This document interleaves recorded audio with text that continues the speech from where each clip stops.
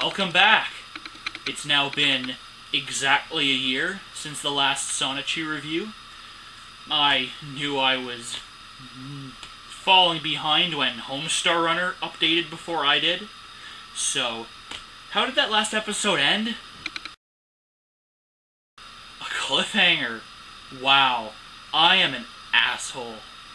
So, I know you guys have been waiting for this, so I'm not going to keep you hanging any longer.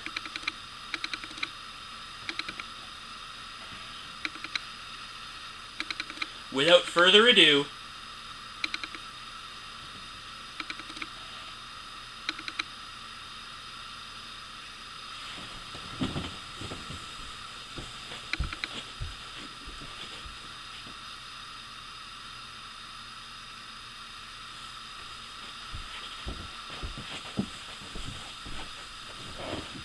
I'm DStecks, and this is Bad Reviews, Season 2. My brain is plastic, sugar-coated magic, twisted and turning and a burning for you. My brain is plastic, flimsy and it's tragic. You always said that misery was built for two.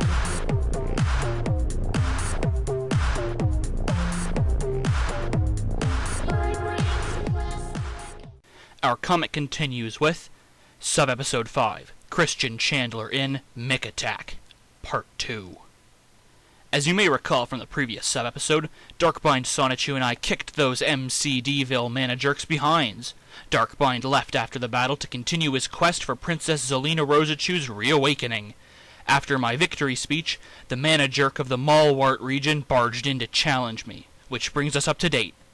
Have some fistful fries, the mana-jerk says as his foot disappears behind the page number. Christian crashes into a table covered in soda. Oh man, all the soda pop gone to waste. I'd better take a shower and come out smelling like a flower. 3 seconds later. That was a mighty quick shower. Now I'm mad. Christian attacks the mana-jerk, but finds his punch grabbed by the mana-jerk's hand. He lifts Chris into a figure-skating dance move. Ha ha, try to get out of my evil grip. This next page is such a catastrophe of speech bubbles that, I don't know, I mean, there's been catastrophes of speech bubbles before, but if you read them, you can generally figure them out enough by context clues, but this is maybe the most challenging page of Sonichu yet.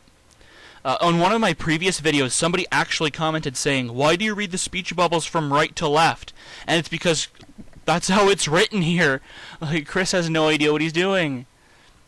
So I'll try to make the best sense of this that I can, and if I can't, just give you the gist of it. Darn, I should have transformed. But even then, would I become able to defeat this mana-jerk by myself? Don't sweat it, Chris. There is a way to defeat him. What? Ancestor? Hello, Chris. Do you oh, wait, is it that one? Shoot. Oh, wait, yo, hello, Chris. It is you. So good to see a friendly face. But I'm in a real bind now. So what advice do you have for me, wise one? Do you recall how your powers made your wings real? What? Look. Wait. What? Oh, wait. Forget it.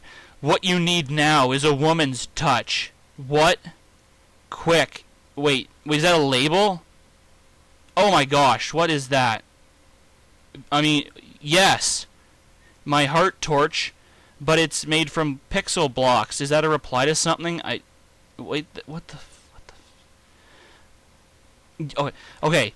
Yes, Chris, I understand.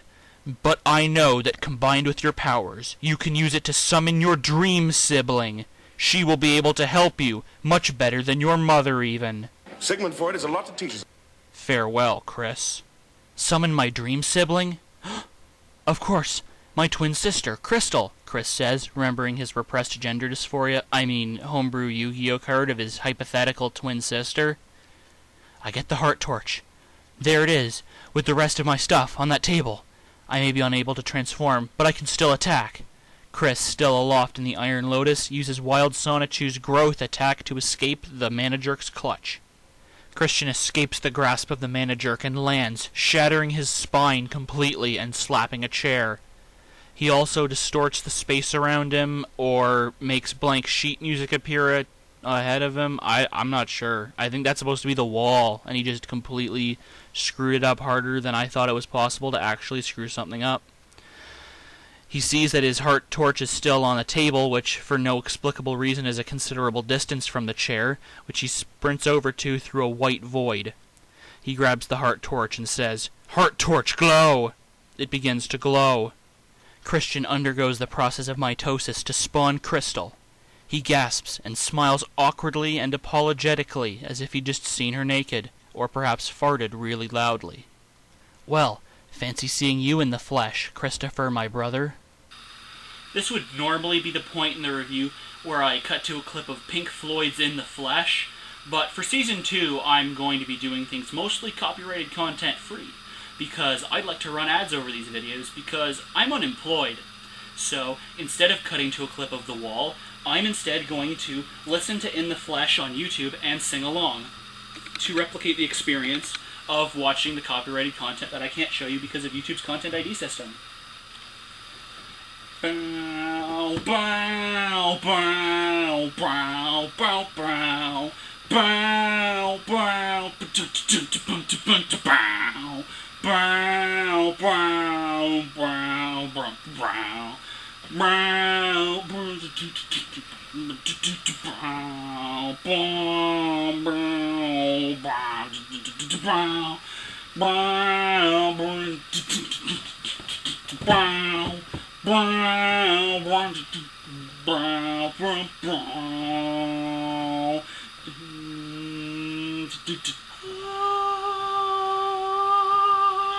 In a stunning display of artistic quality, Crystal has square eyes that make her look like she's squinting, crazy noodle arms, Shrek ears, and lumpy boobs.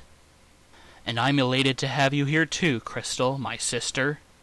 The rest of this page is pretty unremarkable except for yet another use of numbered dialogue. Chris and Crystal have Sailor Moon transformation sequences that turn them into Chris Chan Sonichu and Crystalina Rosachu. They use a mirror code attack to reflect the Mana-Jerk's attacks back at him, destroying his right arm. Chris and Crystal engage in boring combat and numbered dialogue before combining their super attacks to finish off the Mana-Jerk, blowing off his Futurama head in a jar. Wow, just a head. Well, it shows that he can never be left behind. Haha, smiley face. That's a good one. But seriously, I have a few words for this Mana-Jerk. How dare you intrude into my brother's long and enduring quest to find a boyfriend-free girl? And not only that, you also had the nerve to attempt to hurt him emotionally and physically. How would you feel if you were in his situation? You'd understand that spelling it out is the only way to find that one true girl to make into a girlfriend from the ground up. Especially since he is very shy. But I pity you, because you have no body, which leads to the obvious conclusion that you have no heart. You are missing out on some awesomely great emotions, big time. You can't possibly feel the intense emotions from having frustrated hormones, as well as his loneliness. You jerk. Why don't you just... Okay, sis, I feel that you have made your point, thank you. But I want to know who sent this jerk. Fine, I'll tell you. I am from the private villa of corrupted citizens, and I was sent by its president, Mary Lee Walsh. Okay. That witch? It is so like her to attempt to murder my soul again. Let's send this bowling ball flying back to that witch, sis. Meanwhile, the evil Mary Lee Walsh is talking to a purple lollipop when the Mana-Jerk's head comes flying through the roof and bonks her on the head. The next sub-episode, Subepisode 6, Christian Chandler's Backyard Safari, is basically just page after page of typed exposition followed by an exact retelling of the last story, but in a different place with a different Mana-Jerk and a different villain behind it. So instead of just, repeating the last few minutes of this video, I'm just going to present you with the highlights of this one. Hello, and welcome to another episode of my Backyard Safaris. I'm your host, Christian Chandler. On today's show, we will take a close-up look at the carnivorous jerk-ops. They may look like your everyday males of justice, but take my word, folks, the jerk-ops are evil. And mean. Let's look at one on this illustration. Now here, we see its head is a basic human shape, but it only thinks evil and naughty thoughts. Note, its eyes are frowning, the stay that way 24/7. With this face, they rarely attract any women. This badge is a phony. It's really a cracker covered in glitter glue. It wards away all who approach it with its out-of-date breadstick. They wear basic black pants to cover their agile, yet ugly legs, veins, hair, and sores. Oh my. Some, not all, wear a black glove to cover the spot where one finger fell off as it grew up. They wear brown shoes because they are ashamed of their sausage feet. When attacked by one, you can take it down easily by kicking it here in the sourdough area. This is the leader of the jerk-ops, mostly known as the jerk-thief. It is the meanest, most strict, and evil of all. Not only is it mean, but it is also related to the not-as-mean Lummox. You can look up information about the Lummox on the Ben and Stumpy Show, available on DVD. Now, the jerk-thief's head is bigger than a bowling ball, yet, due to its triple chins, it is shaped like a light bulb, but it comes up with very few bright ideas at all. It also has the basic frown and has glassy eyes, literally. You can identify the jerk-thief by its badge. Instead of a cracker, it uses a hunk of tree bark, showing the inside lighter side, and it has glitter glue all over it. Among with its natural color, the jerk-thief wears all brown articles of clothing to cover its bulging blobbiness. Because of its monstrous bones and blubber, a jerk-thief will weigh 1,500 pounds, a lot more than a Snorlax at 1,014 pounds. Its weak point is still at its sourdough region, but it would take 5 kicks to get to it. Its blubber gets in the way. Instead of a breadstick, it uses a metallic slingshot to ward away all who approach it. The jerk-thief really loathes virgins for some odd reason, and will attack one at first sight. When it attacks with his tribe of jerk-ops, and they shout threats, then they attack without mercy. The other day, I was hanging out maxin' relaxin' all cool with some gal pals, and from out of nowhere a jerk-op tribe came and started making trouble in my neighborhood. As a lonely virgin, I got in one little fight, but luckily my partner Sonichu was there, and he said, "You're moving with your auntie and uncle in Bel Air." I started off in a calm, pleasant mood, because I was conversing with my gal pals. Just so you know, a gal pal is not classified as a girlfriend, they're just friends. Then they came, the squad of jerk-ops, to threaten me, the lonely virgin. Ah, but I am not the weak person they think I am. I am much, much saltier. I recycle my own semen. Well, as we all know, all male creatures of any spices will always fall for a very pretty face. And wow, does my twin sister, Crystal, have one. Sigmund Freud has a lot to teach us. I sized the opportunity while the jerk-offs were distracted, and drooling, smiley face. Here, Chris points at the jerk-thief with an uncomfortably detailed hand. Chris goes bowling for jerk-ops and inserts some bowling pro tips. Yes, I got 301. Have you ever heard of someone who got 300 and lose? That's game. Right after those jerk-ops struck out, they all feared me and ran away with their tails between their legs. The jerk-ops rarely reproduce, due to the lack of females, which they would be reclassified as Jane-cops. So they brainwash the slow-minded people with a hypni gun. I've managed to snag one from that day. The beam only works on slow-minded, mentally handicapped adults. My mind, like most of the worldwide population, is not slow, so the ray has no effect on me. So if you didn't catch that, Chris has been gleefully beating the shit out of handicapped people.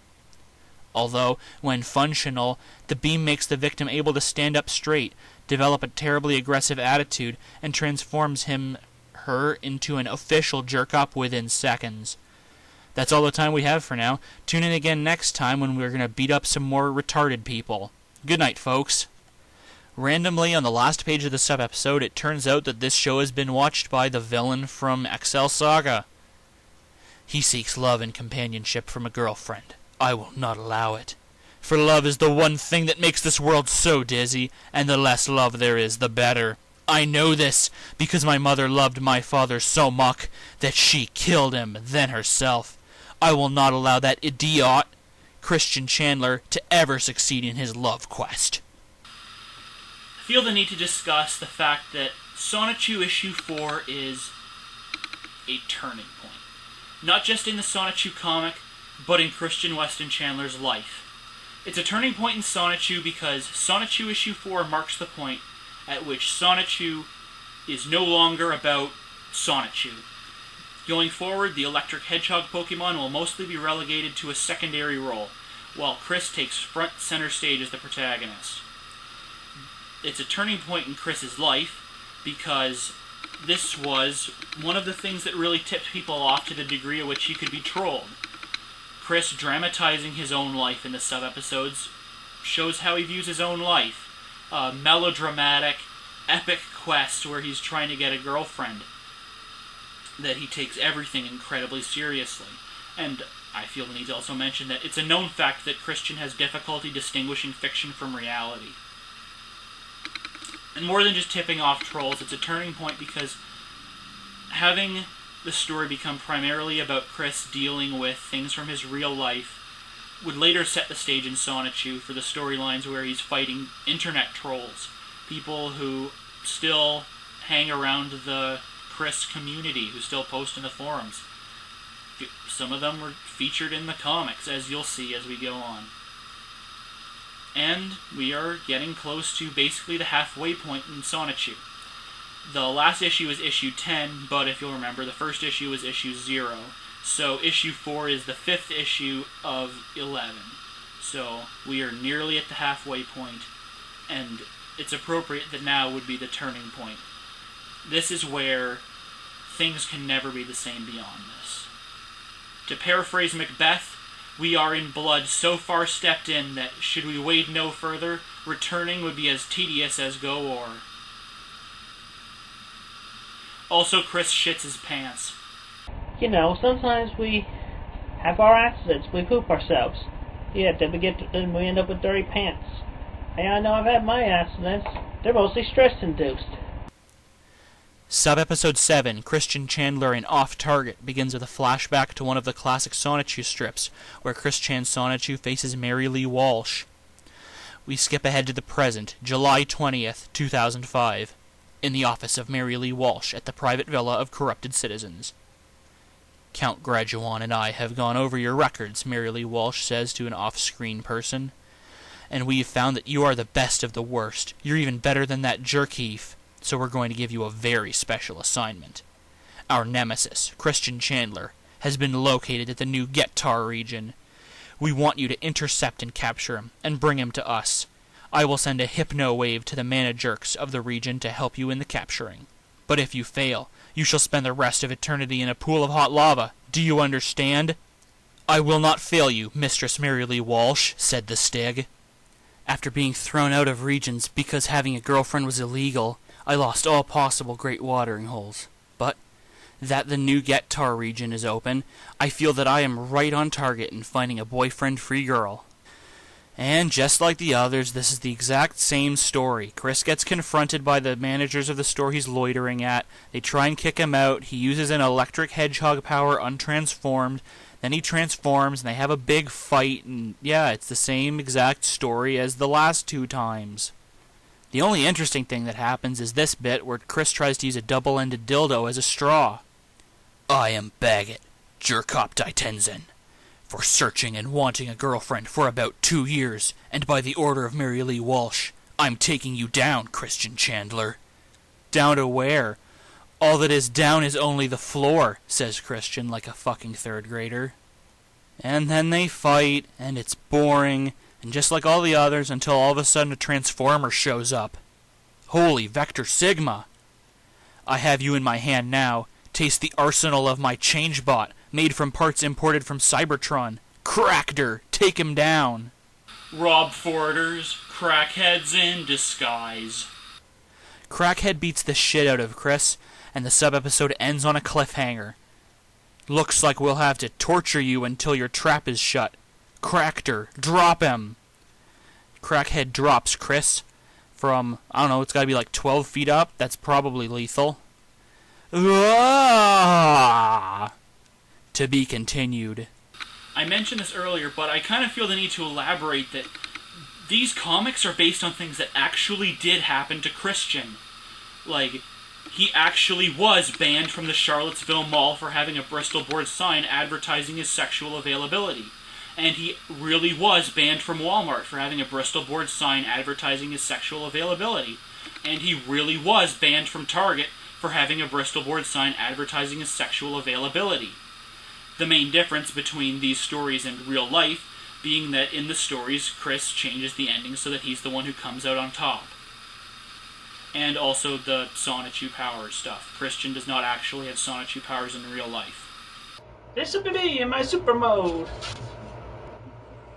If I actually had the superpowers. But I don't in real life. See, he even said so. Sub-episode 8 bizarrely begins with a recap of the previous sub-episode. And, I mean, if you don't understand why that's bizarre, well, you remember how I mentioned earlier that Sonichu issue 4 is a collection of all the sub-episodes. Well, the first 4 sub-episodes were previously, I don't want to say published, but they were a part of previous Sonichu issues.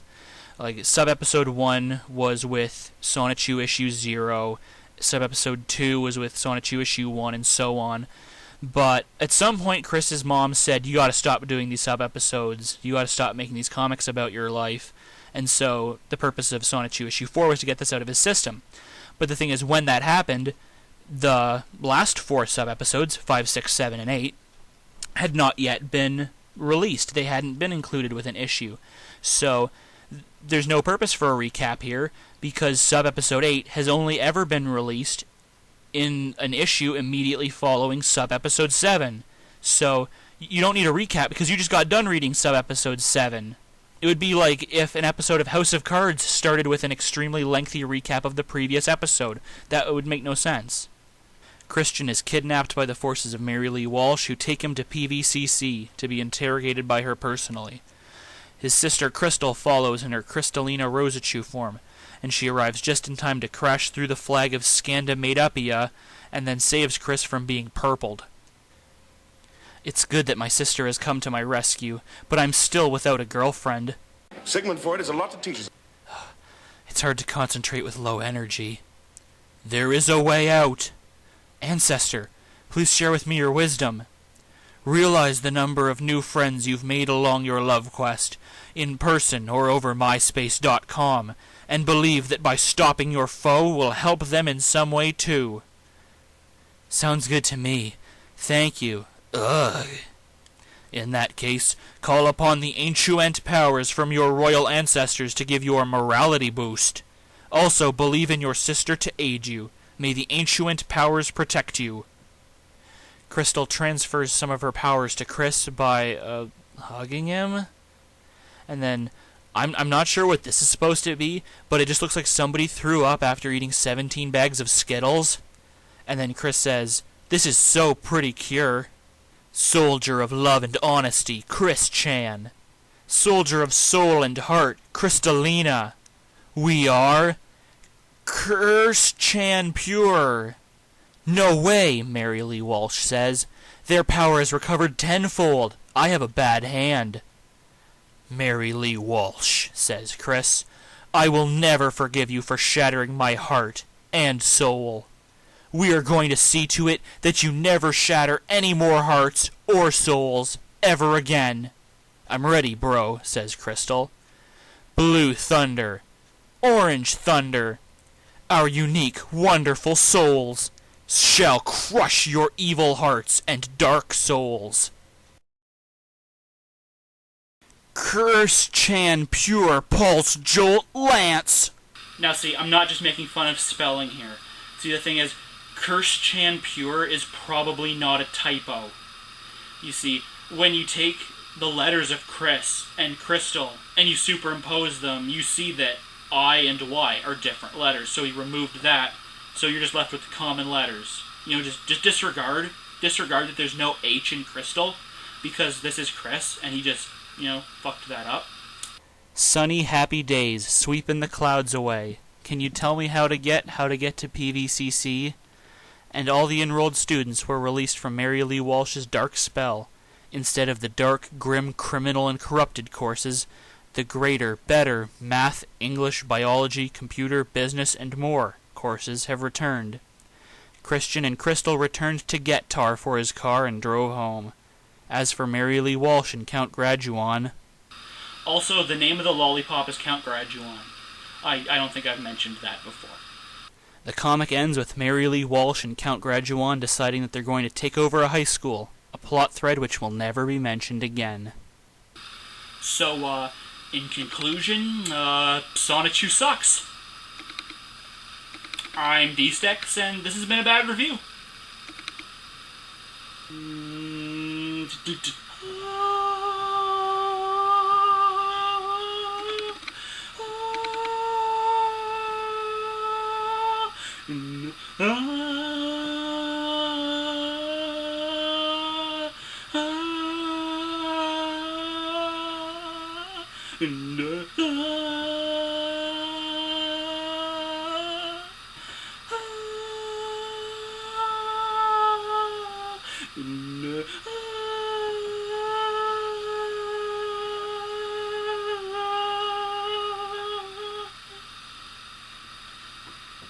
So ya thought ya might like to go to the show? Feel the warm thrill of confusion, that space cadet glow. Got some bad news for you, sunshine. Pink isn't well, he stayed back at the hotel. They sent us along as a surrogate band. We're gonna find out where you fans really stand. Are there any queers in the theater tonight? Get 'em up against the wall. Against the... And that one in the spotlight, he don't look right to me. Get 'em up against the wall. Against the... And that one looks Jewish. And that one's a coon. Who let all this riffraff into the room? There's one smoking a joint, and another with spots. They're recording, page the audio, getting the right. If I had my way,